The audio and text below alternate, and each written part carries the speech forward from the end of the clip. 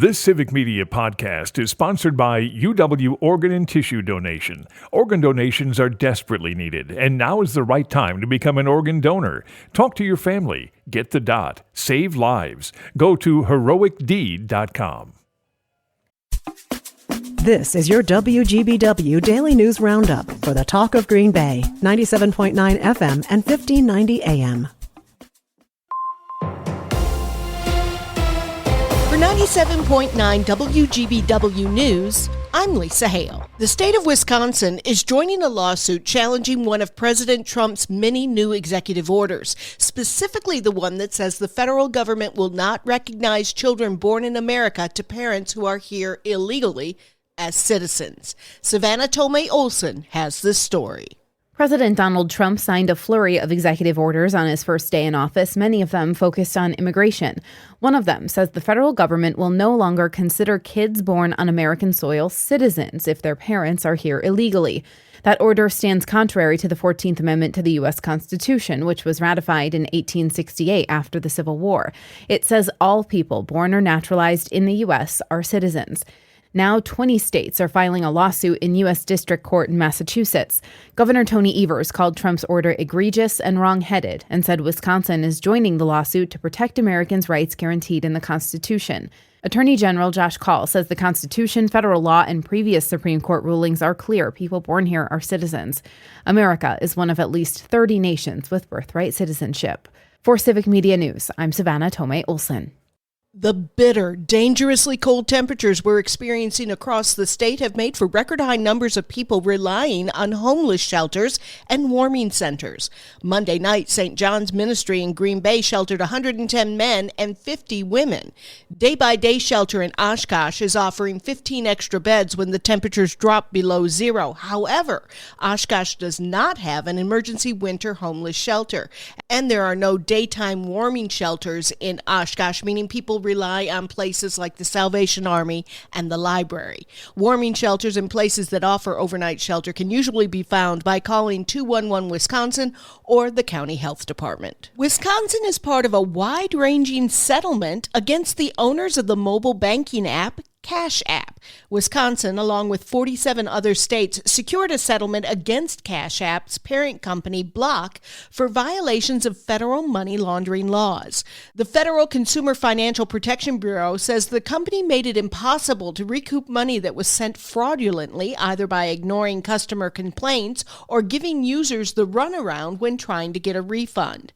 Block will have to pay $80 million in fines to the states and over $120 million to the victims. If you're interested in the history and management of lake sturgeon in the Winnebago system, as well as the present management of lake sturgeon in spearing season, the Wisconsin DNR invites you to a Spotlight Series meeting tonight at Fox Valley Technical College in Oshkosh from 6 until 8 p.m.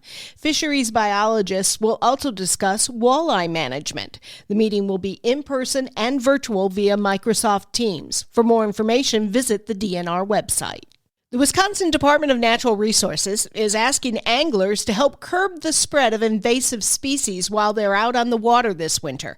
According to a press release, aquatic invasive species and fish diseases can be spread when anglers empty the water from their bait buckets or fish containers in different bodies of water, even in harsh winter conditions. Officials are reminding anglers to drain all the water from their buckets at the site where they filled them and remove things like mud or plants from their gear before leaving. The FDA has changed its mind, and now cranberries can be labeled healthy. Savannah Tomei Olson has the story. Good news for the nation's top producer. The FDA has ruled cranberries can be labeled healthy. The FDA had proposed a new rule where producers couldn't label cranberries healthy because sugar is added to make them palatable. Senators Tammy Baldwin and Ron Johnson, plus other Wisconsin lawmakers, started advocating for a change to that rule. Now, 2 years later, the FDA agreed. They amended the rule to say that cranberries can still count as healthy as long as they don't have more sugar than other comparable fruits have naturally. That way, something like a raisin, which has a bunch of natural sugar, doesn't get preferential treatment over the cranberry with its added sugar. Wisconsin grows more cranberries than any other state. We're responsible for 62% of the nation's supply. Country music artist Jason Aldean will bring his Full Throttle tour to Green Bay in September. Aldean will perform at the Resch Center on Friday, September 5th. Aldean is an award-winning artist who has had over 18 billion streams, sold over 20 million albums, and has collected over 24 number one hits like Dirt Road Anthem, Flyover States, and Big Green Tractor.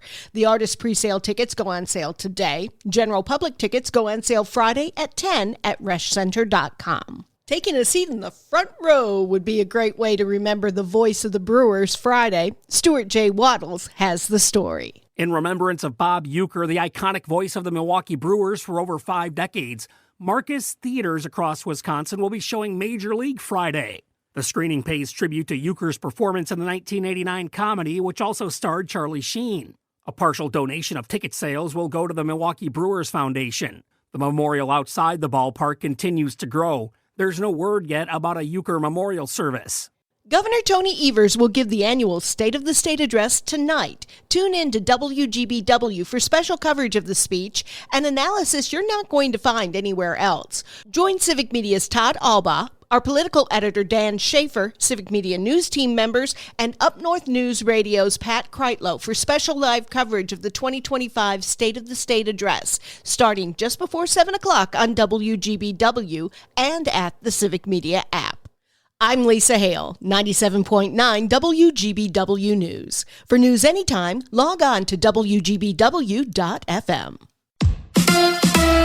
Marquette defeats Seton Hall. Hi, I'm Mike Clemens with sports. The Marquette Golden Eagles with a win on the road over Seton Hall. The final 76-59. A big night for Cam Jones, who led with 19 points after a poor showing over the weekend in their loss against Xavier. Head coach Shaka Smart. You know, if you think about it, his role has changed so much in just, the last several months. But I've got to make sure I help him understand that heavy is the head that wears the crown, and there's no two people that applies to in this program more than him and me. Marquette hosts Villanova on Friday. The Badgers with a loss at UCLA, 85-83. The loss snapping a 7-game winning streak for the Badgers. They'll host Nebraska Sunday at noon at the Kohl Center. And in baseball, former Brewer and Yankee pitcher C.C. Sabathia voted into the Hall of Fame. The 6'6", 300-pound lefty came to Milwaukee in 2008 in that trade with Cleveland and led the Brewers to the postseason for the first time in 26 years. With sports, I'm Mike Clemens.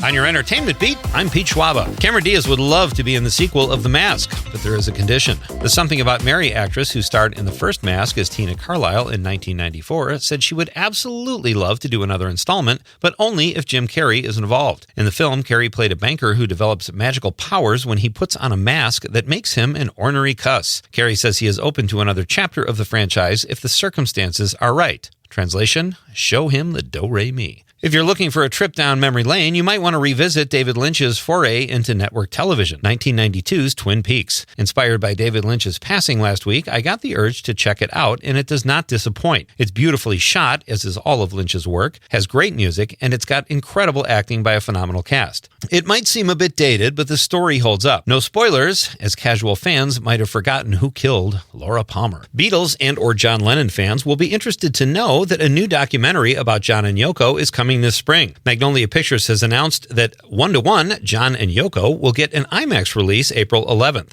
The film covers an 18-month period of John and Yoko's time in Greenwich Village in the early 1970s and features restored, never-before-seen footage. 1-to-1 will drop on Max for us streamers in late May of this year. Imagine not getting a role in a movie that is not live action and has no real humans because the producers tell you look like a Smurf. That is what happened to actor Josh Gad. Gad was up for a role in Avatar in 2009, but was told director James Cameron didn't think he had the right body type. Apparently, Gad has such a strange body they couldn't even change it with CGI like they did every other actor. For more insights, check out Gad's new book, In Gad We Trust. Award shows seem to always have issues finding hosts. Not so for the Grammys, who welcomed Trevor Noah back to MC the festivities this year, which will be his 5th consecutive. Variety reports that the Emmy-winning comedian will also be a producer on this year's show. The 67th Grammy Awards ceremony will take place February 2 at the Crypto.com Arena in Los Angeles. Speaking of hosts, Conan O'Brien is set to host the Oscars, but these days, announcing hosts of the nominating ceremony has even become a big deal. Academy Award nominations will be announced Thursday, January 23. This year, hosting the announcements will be comedians Bowen Yang and Rachel Sennett. If you want to watch the event live, you'll have to set your alarm, as the announcements take place at 7:30 a.m. The actual Oscar ceremonies are March 2nd.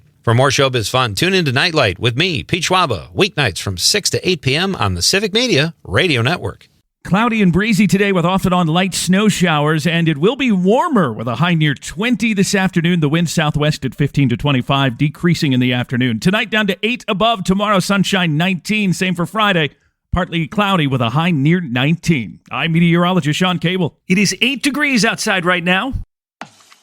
That's your WGBW Daily News Roundup from Civic Media. Subscribe to this podcast on Spotify, Apple, or wherever you find your podcasts. Find more news at WGBW.FM.